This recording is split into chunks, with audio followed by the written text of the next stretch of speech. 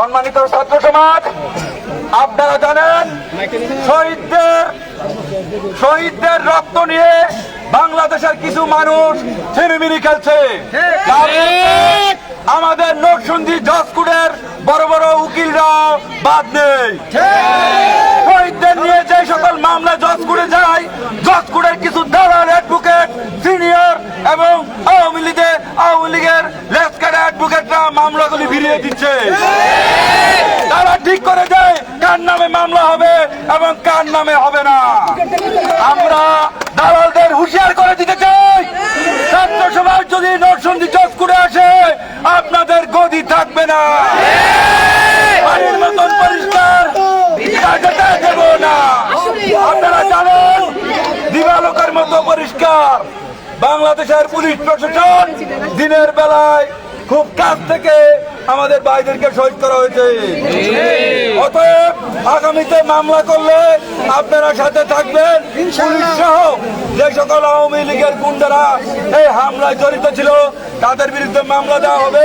Court যাতে মামলা নেয় আপনারা মাঠে থাকবেন, কোর্টে থাকবেন, আপনাদেরকে জানিয়ে দেওয়া হবে ইনশাল্লাহ। সকলের সুস্বাস্থ্য ও দীর্ঘায়ু কামনা করে শহীদদের রক্তার বদলার প্রতিনিধি নেওয়ার আহ্বান জানিয়ে অসংখ্য ধন্যবাদ। আমাদের যারা এখানে উপস্থিত হয়েছেন আমাদের ডাকে 1 মাস ভর্তি উপলক্ষে তাদেরকে অসংখ্য ধন্যবাদ।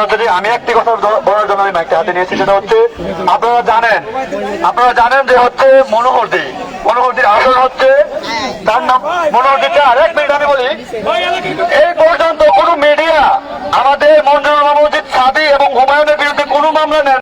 এই মামলা এবং চলতে পিছন থেকে তাদেরকে জাগিয়ে তোলার জন্য কাজ করতেছে। এদেরকে আমরা প্রতিহত করবো ইনশাআল্লাহ। আপনাদের সকলকে উদারত আহ্বান জানাচ্ছি, সবাই সতর্ক থাকবেন এইভাবে এবং হচ্ছে ছাত্র সমাজের পাশে থাকবেন ইনশাআল্লাহ। আসসালামু আলাইকুম। হ্যাঁ, আগামীতে কর্মসূচি হবে কুটের দালালগুলি ধরতে হইব।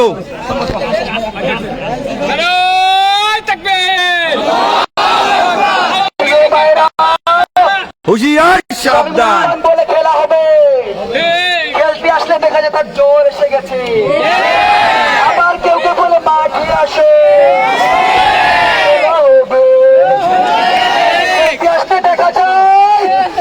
খেলতে আসলে দেখা যায় জ্বর এসেছে।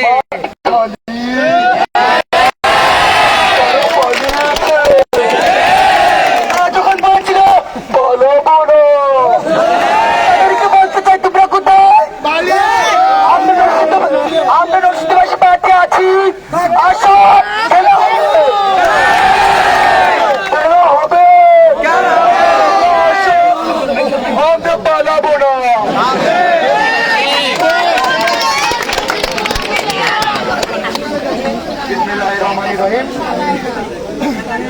সমাজ সকল আসসালামু আলাইকুম।